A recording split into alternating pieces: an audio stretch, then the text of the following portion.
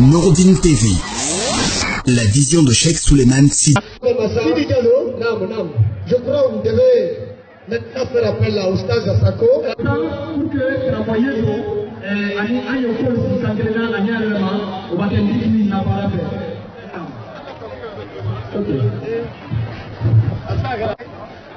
Alhamdulillahi Rabbil Alamin. نحمده ونستعينه ونستغفره. Donc c'est le monothéisme qui bat son école en Guinée. C'est ça. Donc, on a l'immense mouvement. On a l'idée qu'il y a aussi mon projet islamien les aussi mon projet. Elle a dit que pour Souleymane Sidibé à la maximum de la année. Amen Arabi. Et il y a quand même pour Souleymane. Ambe duwawu ke ala ye jamana ni sutra ala ye jamana ni nakanda ambe la hele wuliro parce que ala ya silana ko ko nyala ka ko makaba hakima ka kan kasila wenye imala kama ko ittaqu fitna la tusibanna alladhina zalamu minkum khassa ko be islam bala wunye be islam fitna nye ko ye fitna la wulira bonkele ne ke kama ko iwa bonyiri kati bonkele wono fe amala wuli metima ma ela Cheikh Souleymane ala tamani kuye menzi ka kuma la dine ka denu nye ka hakili la ko se lan kelen wo fe sangi se ko bra runya so na jamana ni ngono sabu sana fe rien n'est possible ni tu susuma ke akoroma sunye menzi ndika anna ka bone yambi okuye mundi la paix oro anslama rumendo signini anga dina kole ko la paix oro même ko slama runye ala yella dina paix asabute amujide ambemba melu tamini melu ma ko tien ay mamo fendo mu ay ma wuya pays il menace la paix une fois que la paix est compromise tout le mal s'installe c'est pourquoi celui qui pense aujourd'hui quand on fait la paix pour le président de la République, ou bien on fait la paix pour le gouvernement, là on se trompe. La paix, c'est l'affaire de tout le monde et surtout tout bon patriote. Allahu Akbar. Allahu Akbar. Alors ma jamana ni sumala. Mais jamana qui se sumala, faut qu'il ait pris des cahiers. On y dira pour la crève. Non. Il faut qu'on s'achète dans la diversité. En personne Roma. Si aujourd'hui il y a la diversité, c'est la volonté de Dieu. Parce que Dieu a dit dans un passage, il n'a ça comme la chata, que vos efforts sont divergents. Donc, en cas Kenya n'a qu'un peu hadith na wala wotena. Kwa qui est nous ma woro. Allahu Akbar. Allahu Akbar. Dewi kita Allahu Akbar. Allahu Akbar. Allahu Akbar.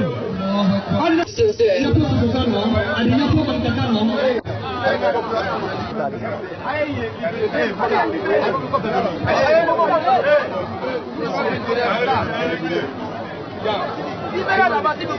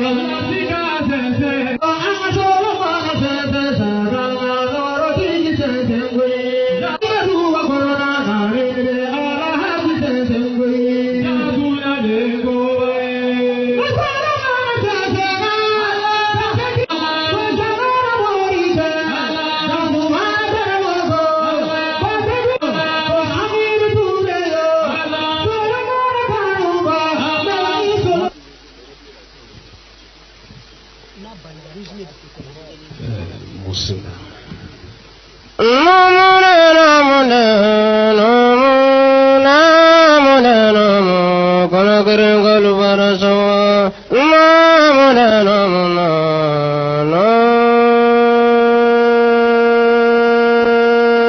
Layamu kemesaba ni tani saba kakalunya neema de alamu kera.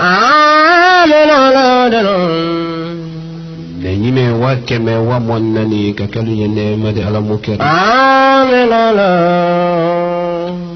Wul azim mululu kakalunya neema de alamu kera.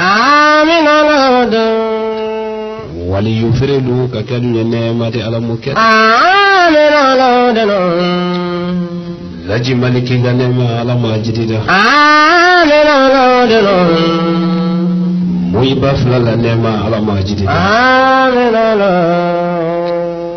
Jamame majine sayafiri la beko minni salatu kakanka ala nema luma ala mokeda. Firilu kona nye kitimena kuno yalubulu ala mokeda. Ampe de to mena lakira no ko no yambulo ala moke. Bela de london ne kiyama londi kan sutura wolo ala moke. Ari kiyama lon banku nandi afasefseni ka sono yambulo ala moke. Musa kondi tuwa wuke. Sakana nyedu wuke kafada jansumana mo balula kana do jankana mo baluka kafada jankana mo balula kana do karfamdu ya mo baluka kafada karfamdu ya mo balula kana do kanka mo baluka kafada pate mo balula la sultan fila man kamur sultan fila kafada mo balula kana do futa mo baluka kafada futa mo balula kana do baskot mo baluka kana do kola kiri mo baluka didu woni ci alado ka ci alla kilado ka banka do woni ci kanka mo balu do menu keda alafe ka do woni ci jangan namo balu do menu ki so alado kadua woni je jansuma namo balu do menu ka to alai kadua woni je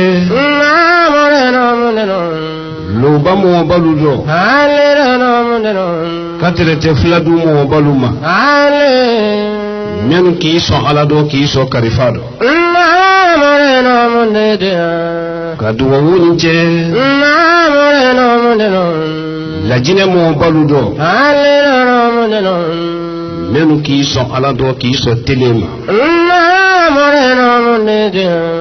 lajine jamana alama sabatida jon men yedu woni kela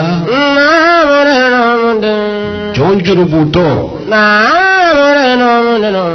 jon la fonte ale tumuni baba kamulu dianan kuma fawole senni Musa ake mulu dianan ko do fanka ala kelenela ka ala diya jamani makonya ma ala mokeda Musa nyefonyo le bolanda do ala le kulo do nalo mulu linyalo ala do Jamen ye kumala aluyena bitelenindo nintuma londo danibiri makun dagolo lone woye kumala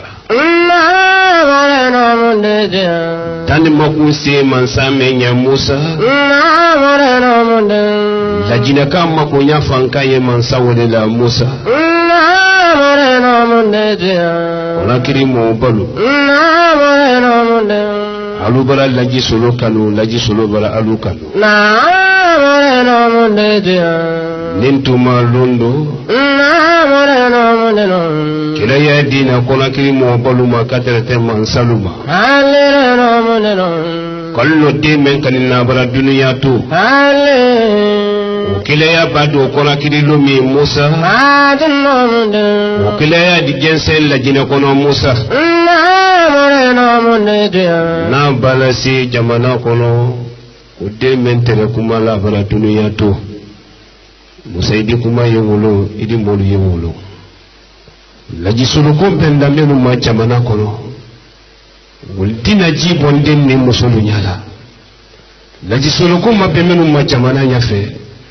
wuluta foten ni musulu ma kalufa na lucemalo ko bidisi kama solo dunia akuno suduma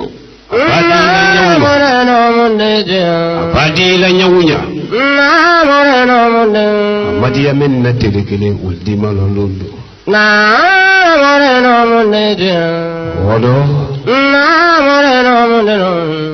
kono kiri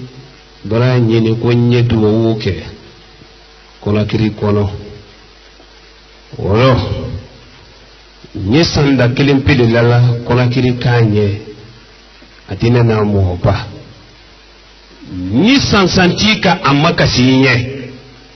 kuido jakie duo uchale ye sala sansandi kisita la jeninima ni sansanti diada ile duo ukela ye ifena ya fanye na bonkono kaido ja aye dabata binjara men ye sansan kono ani sansan koka aye dabata ka binsalinya ka boy bakeni tabora torito sansana ni ka duo uke sansanti ye binjara ya kona ya koka tababo lume tadi sansan ka saudi duo fela ya noro fete la jinela fe la jino kono mollela fete islama yalla fe islama mollela fete moya karfani men na fe bala se wullema fete mansaya karfani men na fe ye wullela nete ko bela de na ya noro ala ma nya bora ko yuma amen Musa odo nyin sarala musulula nalu alu sabari chebona sido binjara men ye sansan kono men ya koka binjara uye mundi wole ye denni musul ne luti ludi nalu alu ye munyo chebona sido ali ye dinye dimi men ye do na alu do denkele ni flani sabasoro nenko alu ye dimi no mina ala koso ala menka ku feta malate aluma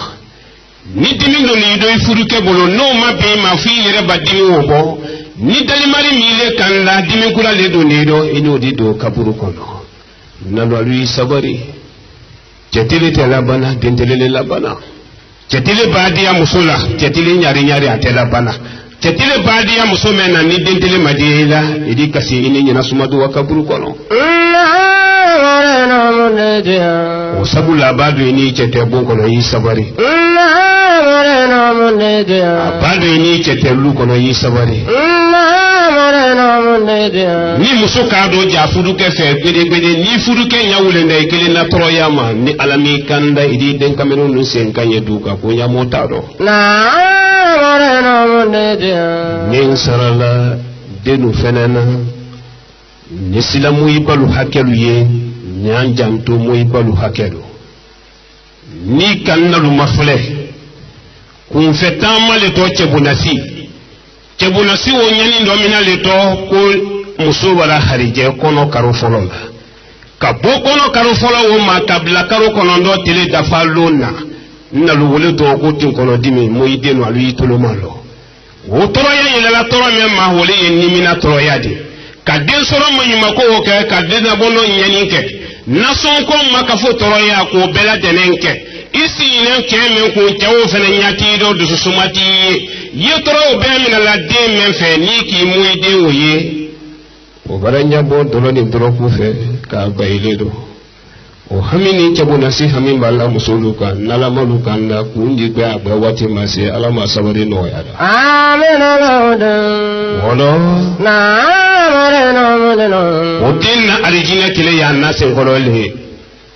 jamana labande numbarake iba karafedo so denda men na ba kili wuratele la konna la kili lo bone men na ba kili so ma konna la kili lo bone deyiri ye anakili men kala ka to anako ro bamba fanindo denna makili danlo deme ye kili kala makili danlo ni se no bara ina la kili jebi mai kenen ko modi idwa mo bare la kili jebi do ya maro inni te men kanena akafonu me la malo ya liba yen sala la lutilu fanana yesila demba yalu hakenye nyanjantu demba yalu do karifale to ko muso abara karifaila bela tenen ko kwa anno maile malu mai balo yiku imusa kalu yiku imuso ne menu yibolo luma ulunyaba ni bolo yetala sala fali yabo bano ulle ya ko laile ni serinya yebo kenema atele woro ile bonen ko lu kono ki fadi yabo selima idomunta yiku funyi kami muso wulni nyagba to lu kono kana fulo ne wota ko ado fara do mina molute mensen te fani ko ni bo salinya ludo ya lo ko fendo e makono na kaburu kono ina dente ifa dente ni mahina de mayala kaslalu hakenye e malu hake daluma ya fengere ima kono na denka kono ye odo walu hake bosila ka daluma kono do fudi susu to wolo bi kola kiri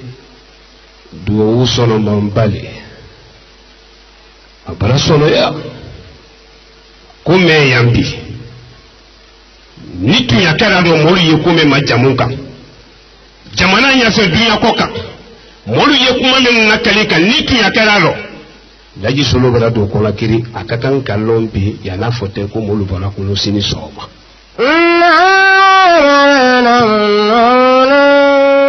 moso wala yani nye duwo hudo mina nte jisire malali sabake jisire malali wo foloma susulu alu yalu hankili ladia biman ka kanu fe done fulalu alu yi hankili ladia done nka bunyani karama men soro futa ala jatele ka adanlo ndun tola futa molu ko nya kalu mo wa futa ko futa ko lema ngo ala te futa uroba ko ala yi mali ya to nyo wa futa ngo mero ko so nta wa futa ko selu dale ani alfa kolle ko ulubara man kayani fula ya ko do nyona uluba ko do nyona alfa yesedo mena lajina ka be ka le kelefe selu yesedo mena lajina ka be ka le kelefe laji solo yesedo mena lajina ka be ka ala fa ne so lajina ka lo ante mbiri sukelo nalu ya to nyo wa futa wolo uka bunya solo futa kafara pate mo balla do wula kana do baskoto ka bunya solo feneye o fara ne pate mo balla do wulila wolo ni jesiri malali folo men kala wodo nalu nkolo lu mfalo ni mo kera jamado yampi menu fanka bane jole batola kile ye jole sola wala maile ina la jotili le di la jine kono kanado kono kiri kono ulati ni ile bolo atelo ko jotilu sarase ile nye jola bato baraje bima la jine ka dimye wulika ekol de hankili bere men de fi ba wulu na asi ka wulu hankili la se anoro demusonem ye wulika fudu kende men soro ne fi ba wulu hankili fudu wona asi mansalu ye mansa ya nyini ni mansa ya sife mendo fi ba na tieni lalli ka wula mansa ya wona asi ka la jine na fuloti lan na fuloti ya na asi wo jotil ne joti la patolal ne joti bulo fe na maralalu mba nteren ko se na sini so mali nye ta masire men fola ni nte bola ya ko fu ala misalu Conakry kalu alda loni se ko fe menyini na alala yani laji sulu solonte ko ole donner la jine kono kana Conakry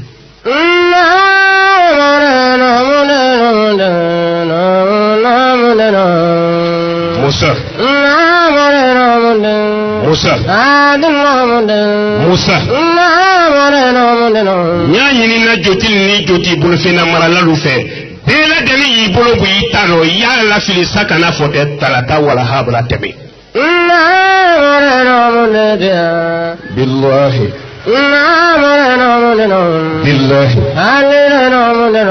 billahi maran kalima sala ni mansane mbulu ni mi bulu balo sakani talata wala habante nye ya ha alamsalo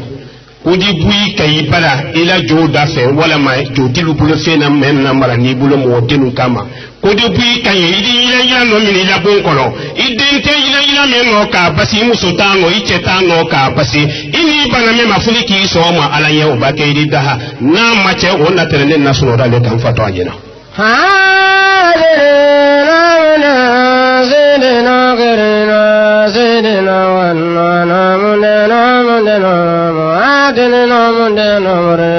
Musaf Kume bekene ndo yambi dajina kama lo nete atunjefo tumoba yerako alfa konde yerako ba beni ta hamidu ndurumala fenantu ndi buri kana yisi yambi sada atanen solado Kuli kuma keiro alile tifa kola mame ya ka kelengele ndo aka do aka bona yo Wono ni joti men ka lo kuma men foni nyina ni ba ko lo te kanedi journaliste ye basiti men na kalika kona kiri kono alu yala saluma ko laji solo baranna ni mase mo denoti etolaye maida dalu kende men yibolo nasabatin lajina kanna si kama ye lajina ka dento ye lajina ka dembarato lajina barato dalu men yibolo ya nyasi laji solo sidibe kelema ni serana andi nyombe lakira ni masenna idi limana ya ala lakira yama wani Allahu akbar Allahu akbar Allahu akbar walillahi alhamdu wani bidu woni nkoro yani talatate basila mara ni menu bolo ni wala hasere ma bla yani yala fili ya mafle ni ma telefon bara yala ma ona trene ni fengola le dole yani alamado kona kiri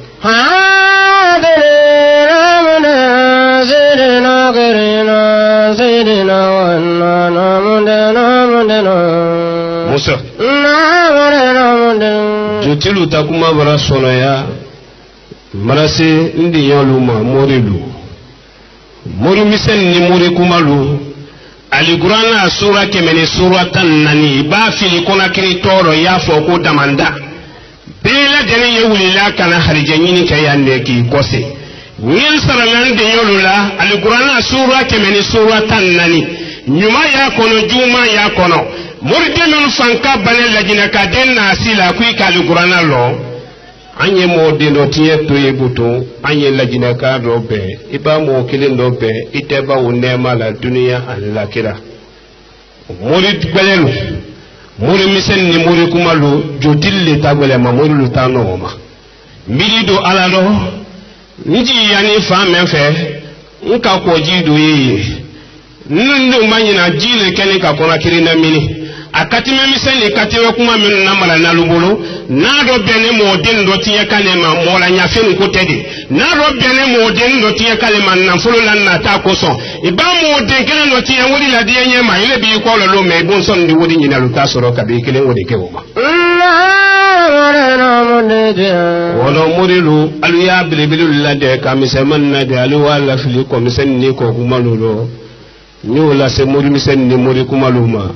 nyemen fola ala nye telekolo yambi mafo bansa nenguka wadela wakofe nelo telekolo kume yambi ni muridinu maibolo botu mando kalajina katwa anila ninka bidu wa ula be eleki ila kala nun lese lajina kaye kayira mendo fiba ule nasi lajina masalu yehere mendo fiba ule tie lajina population yehere mendo fiba ule tie demsani ye wuli kan aluhanna hankili ye yoro kele fi ba wula fatoya ibulu gwalo ni ka kala nu lese bidu wonu ko no barati de bina ni ndima ni ala ki yeli nya tu ibulu onna te ne faso no dale kala maliki to toro yado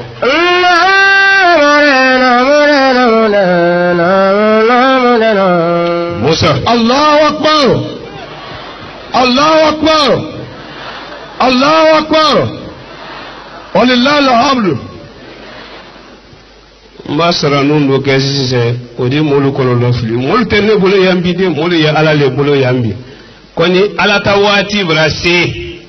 salifana brase ala tawati le odi namala loye ka ala tawoke ala di monene ni jamama nenyi nen katole ngi kanindo molu solo melo e man tawati makara alu yenyi wurandi le ko makara molu ye kuma nyen ni sansalla ya ba ne makara wulle mo kara nen di ne makarande kamelo wulle ye fu fe na babu sajala manda dala den kuma kanta wolo anya la tawo nyabo nye banka la jina kan ni dama membo to yambi moldo la kalima dama halinte to ya rasul ya muhammad sallallahu alaihi wasallam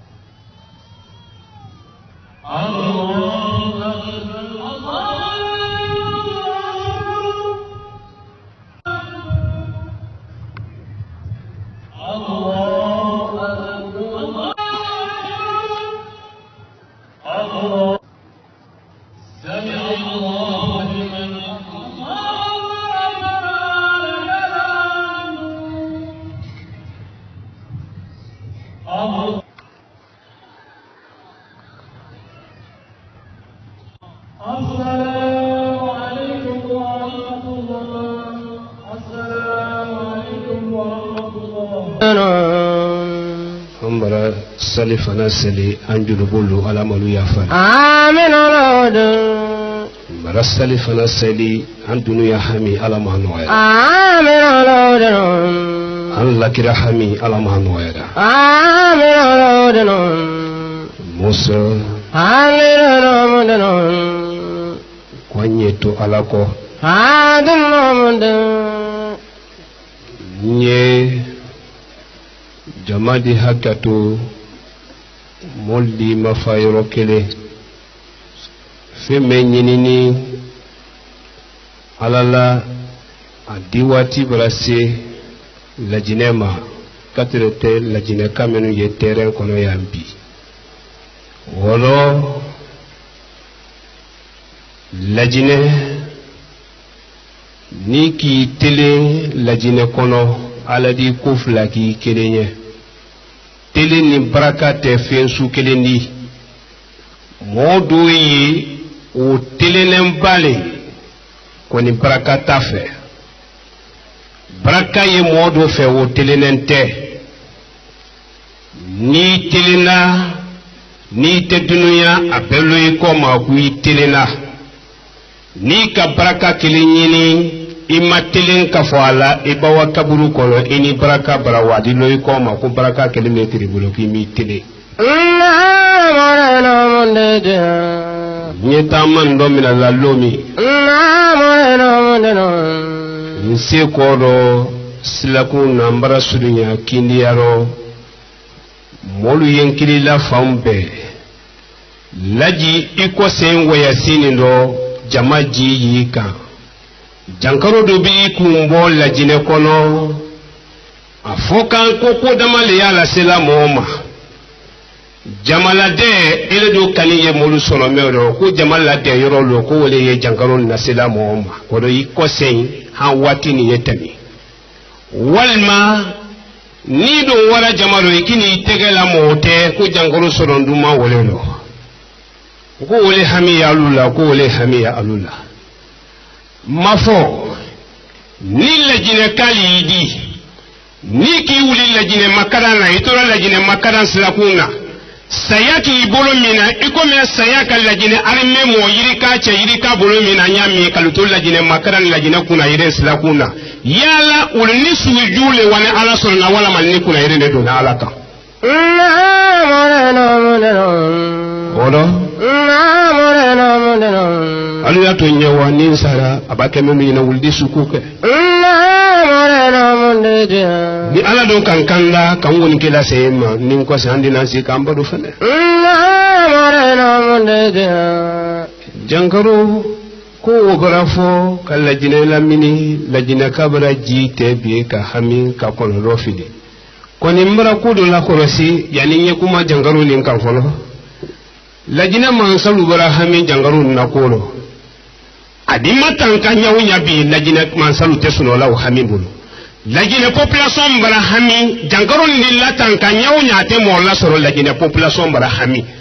bela dena ya kan ki jere kono gwen idi kisama nyawunya mama salu ni population no alu ye jangaron ni matanka ga nyame mani bebi di dunduruma ora seli ni fenu sando mina kabili la bulu la bolo kabanendo ibi te la mente di banki bulu nella ko sayidi kisama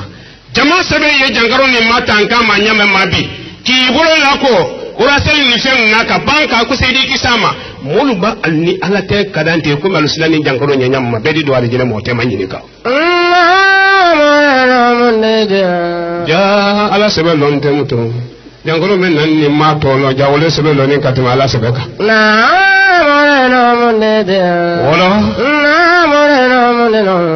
jankoro ni te la jine jankoro di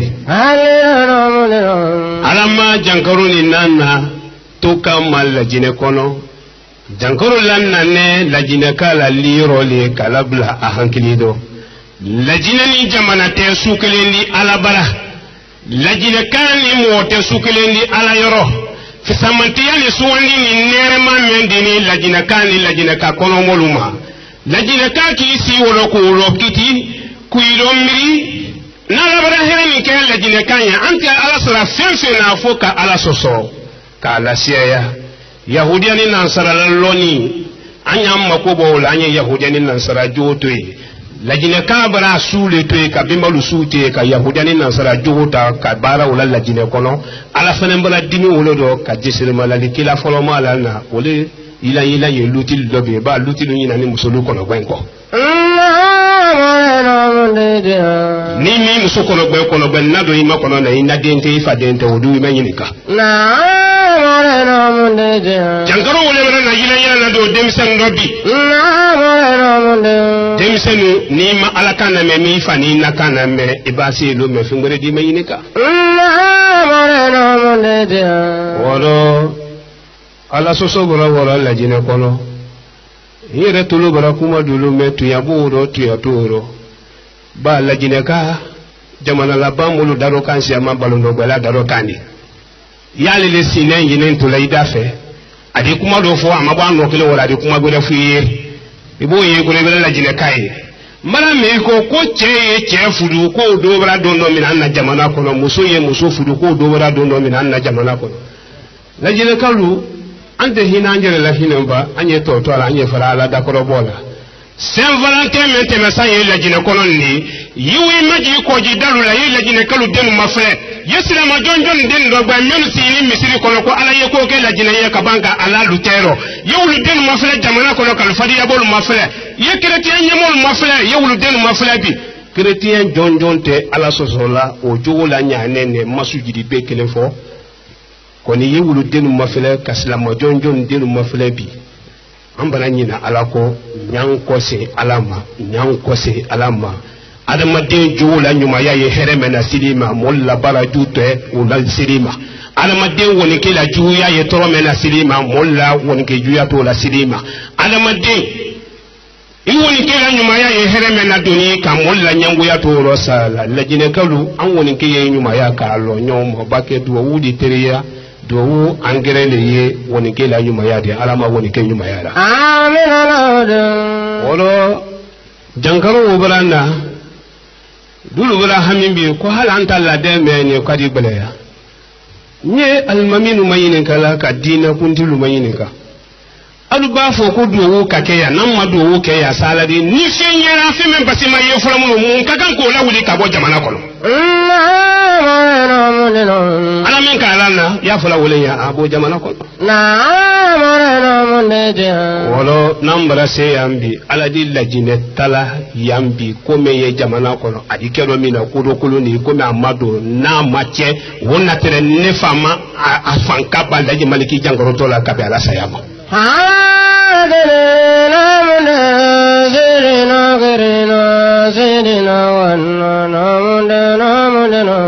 Musa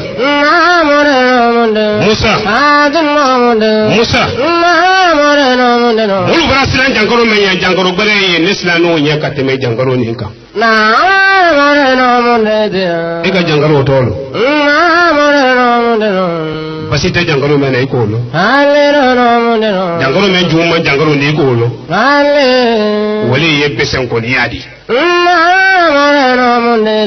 momo kera kodi wo benentile ma jangoro ngo juma jangoro ndi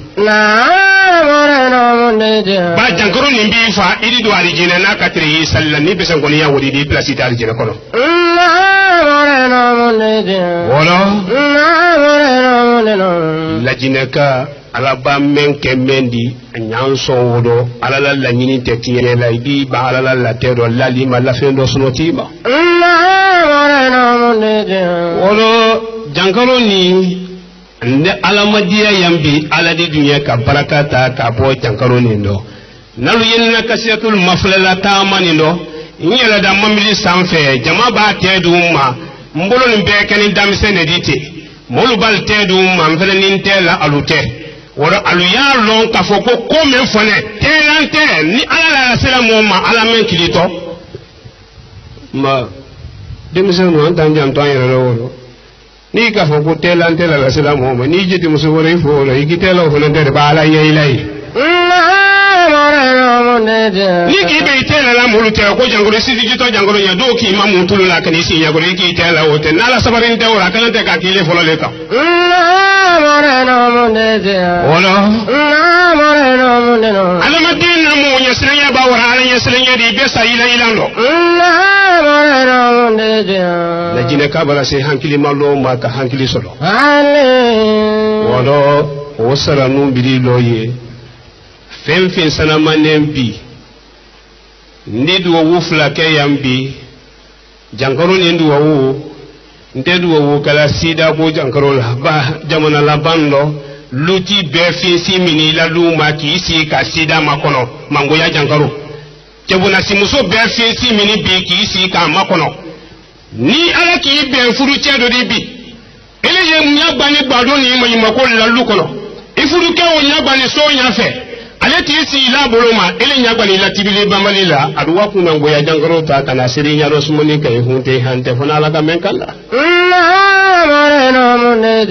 iba be furu musodi bi nata wora ne mena te kuna jerema nata ni na fulu la die nya aduwa kuna ngoya jangaro ta kini sambala hunte hante la jina kabara se kuma ajerema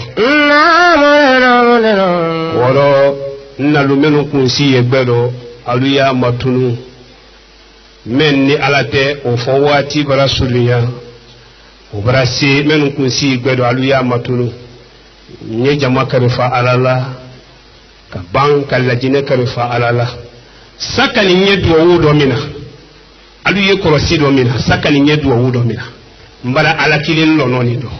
nimbolo kala danfen gbere man na joni ya kono mente alala kilin yadi ko wala sababu la jamaa yenne laji solo senoka ko nyefingre batola be jinari abedal ludi gore di ko mente ala la kele yadi ala ngiri kili ko akiri tema bi jamaa ni buya men ka yo bonko ya tonkele manaka tan nyefingre batola ile ala nyina mo ninno ji gare ile kele ni lajine ka jite ni ko lo filme lajine ka bi miri kili ala wulila ala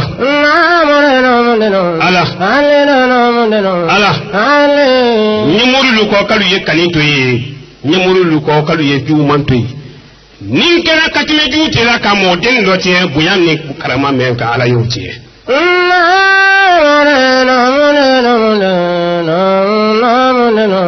Nyamolu ko kali ye kolu jerema Nurudin musole kasi achende achena acheju adomina ni bite ninka fembolo la te ka ke musole ala soso buluma nyemem fala ala nyentani ndin taro ala kana jibi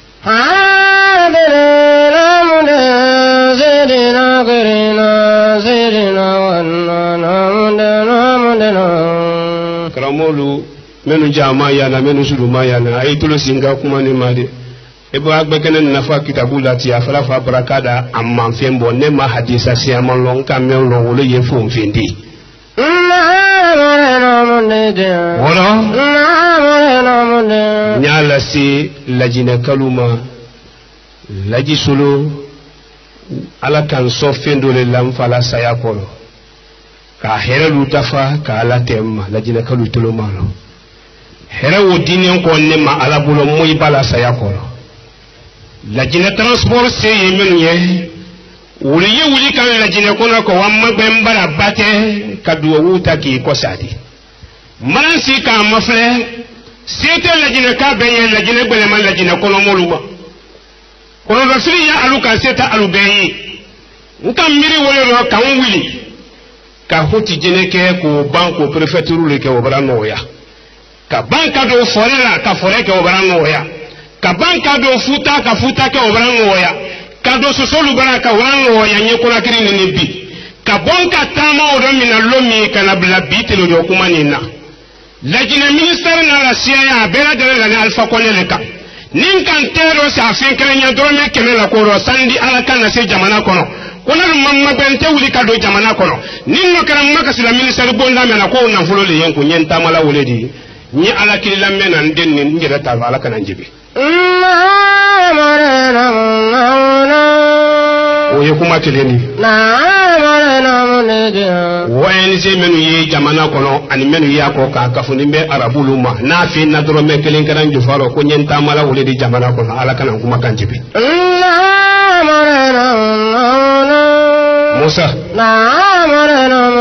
Musa doli ye kayira men soro na neta wo soro nen ko duwa wuli jibi nen ko here men di tomma ka luwasilo bunko toyi ka jamana ni makaran soro harije do kado jamana kono na nya wole ma kono lo flito ro fin men na yambi memma na yambi alabra de die la jina talama bi Musa mara alaki ala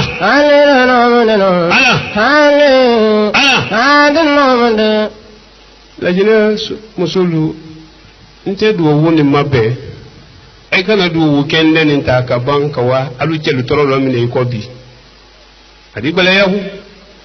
ni cetoro muso men kara ya mendu me la saka ni tele sabai ko se iche ma saka yira di do gonkono duwo angere le tifuru ke bunyadi duwo angere le muiba bunyadi duwo angere le hinadi de mayala nan toro duwo wukende lu kam misiri la sununte ne lu karamolu yere abeka fusane lu ledi ante hinanjere la anyan kalika kutuballo wodi kumba bo yoro nono andi nyira kutubako nyan kalika kutuballo muso yima no limane ya tanda rokal mamira biro andi nyina kutubako ka anyalo wuludo wolo kramol kana ke tamam fola di tamankan bani dulu bidina anjire bidinente mansalu ye karamolu kodobo men ka kala se mansalu mamenu ye ya ayo kilen bulo kanisa ye hinanna ay ba wuli so ay ran na yirabi wudi la ka wudi bata ka chanku kanya ndo ta ma yoro lulo ka ban kan su gele lo hina ja wolo ko sanna ko wadi kan do nay ma ko ay fran na yirabi la wudi la nay kala so la yan so ay ba ban ko lo na woro hina ni ko sanda do fra do ay ma ko tanku makan hoko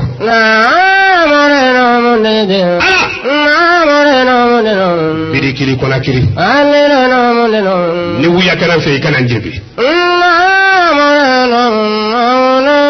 ni tu ya kana fe ni kiri la hami mena la jine kona ya hami takala wudi ka bol laji maliki wa masamatila ki ko se kana do bate jankana duniya tele lo kasiana ka karamolu janfa kalu juya kalu jite duniya tele kere nyeme fala ala nyebe ala kana lamina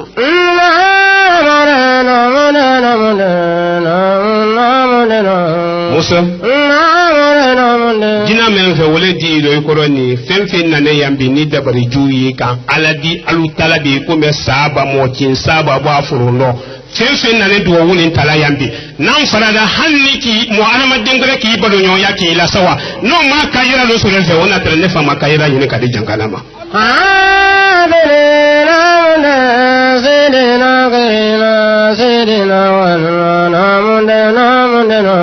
Musa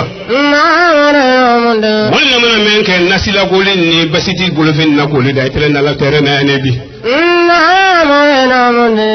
bitatere kelen nin kato amma ko se sise aldon to bomen ko no tiele fe men yi be di tayeli halagoro do yani ne pute ko na kire ya arabalo soma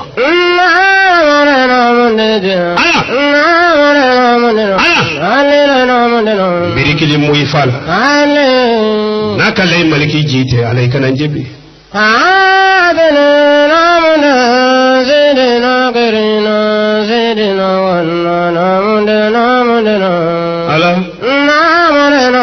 kan fa gosi san yiri la kado kada la lay maliki fe saya kamina mi la tele selilo lay maliki ko ko dimi ba wuli la kiya fo ka amina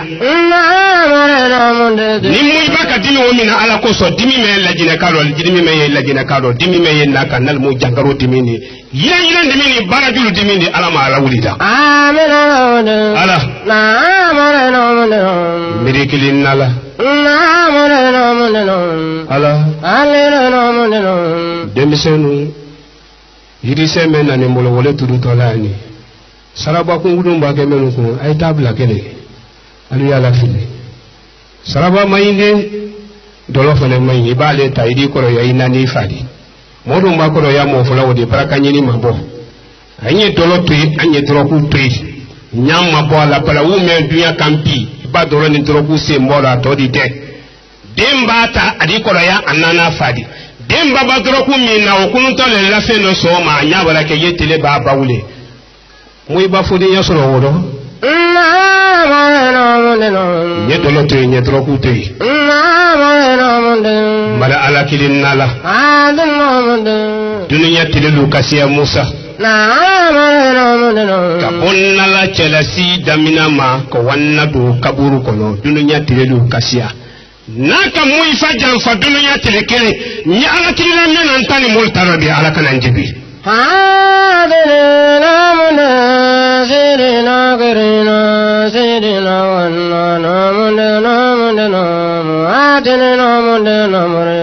Musa iko semba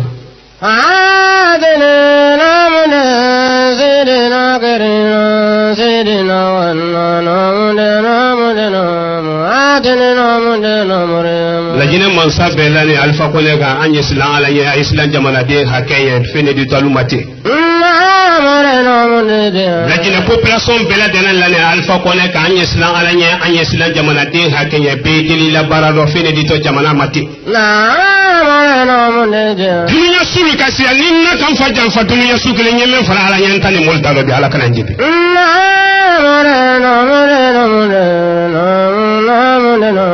Musa folo tulu diminjaran tumba imina eduwa musokoro do tere oda la tafe kunta ka sunji sumaro adi masen kanfula la da fo alayi ala nimbaran che falinche godela mbaji ninken ntuloro akasumade ala nimbaran sinade juya mbaji ninken ntuloro akasumade o baba o kela o toloro adike ko mo utiri tawlale mba alu ya la korosibi tolo dimi jiran wi mina bi pharmacie baraka kala jinela mini yuwi ku majin na lu korama kanna ya mo kilengele fo jamana la ba mo lu fo ko yi masena bra che falen che gwela ni alaman kanna ikana idiki be suma jila nyama soro tolo dimi ko ma fo kanda ya mo kilengele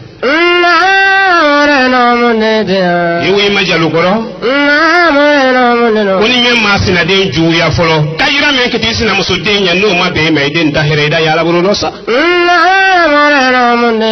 imaji lutilu fene ko ko wuli masena na matalu fudi muso lu jam fala folo nala mo muso lu kanda ibla ne che ko jaro wala fo wala che ko do jamana ko reka ala mali mana ya dida wala mbara ala kili ninna keram fala jondi amaka sinal la jondi ala kana jebi n'a kɛra sinalu fɛnɛ na jɔn de a ma kɛ kalanden na jɔn de ala i kana namina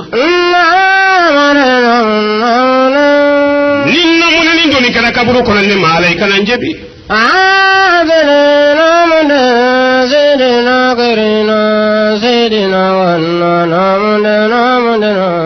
janfa misɛn ni janfa kuma lajinɛ kɔnɔ bara ban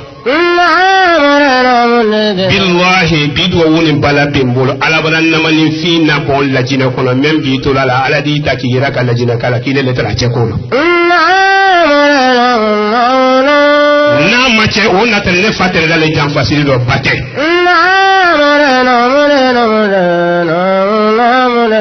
ala nin fani mona to ni kala kaburu ko ne mai kanje bin taro kanje bi molu taro kakalu la jondi kakalu kuma kana jondi alunya tekwero jama itero si lajina ye kaira menyine na lajina kono ala mudira lajina kai samina ko men nabi lajina kai la yinani ko men ala ye fonyola na kanema sanjila na lajine kono barafin ju men namara ne lajine du kono katrete kono kilin kono lama na barake sababu di service yirika ta jelo soro nabi molla ju man keno lu bolo kama soro kile bara boy place la lajine fonctionnaire lu e ba même wa place la o de lu bara minala même ba wa place la ko wala futa e wala ko lo rafin ali wa mola suya minila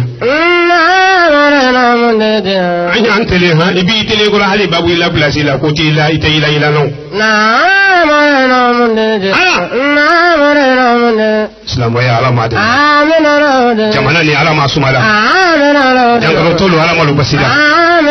lajina ka humini ko men nabi ka wa fa yo fe ala mukera jamana deni mo yima ko men lajina ko nabi ala ma no ya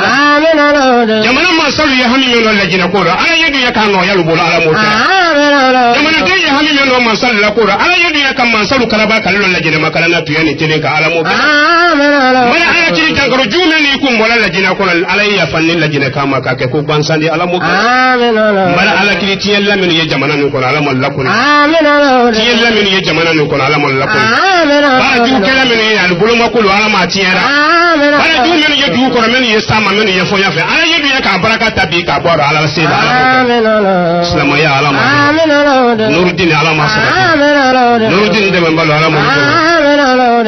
kila horoma sallallahu alaihi wasallam